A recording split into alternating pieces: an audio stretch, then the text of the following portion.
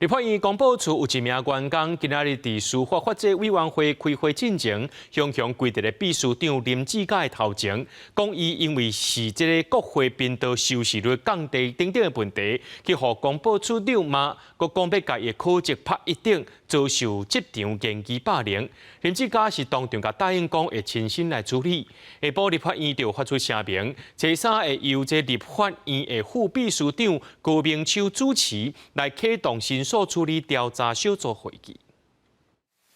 立法院司法法制委员会开会前，雄有立法院公报处的员工规个行到立法院秘书长林志佳面头前陈情，控诉最近因为国会频道收视率下降这个问题，互公报处长辱骂，还佫威胁考绩拍一顶，家己伫职场互人言语霸凌。会后我就会处理了，会后我就会处理，没问题。我今天一定会把它处理。很多事情都是双方造成的，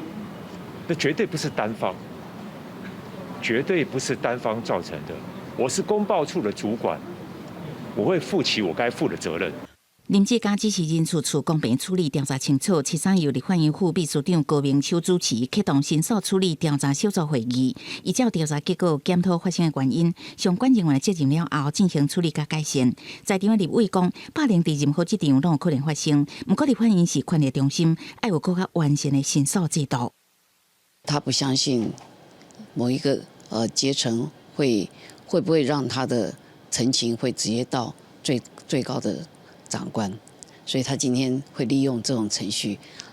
直接诉求。很长时候澄清的人是不希望消息走漏的啦。我们是希望各机关它都能有很通畅的澄清的管道。我觉得 email 是可能是一个最简单的方式。陈情人提起国会频道收视率下降，也是互人霸凌的原因之一。吴一定是讲，国会频道的功能是互议事公开透明，政策制定过程，一旦互大家检视监督，并不是以收视率为主。记者综合报道。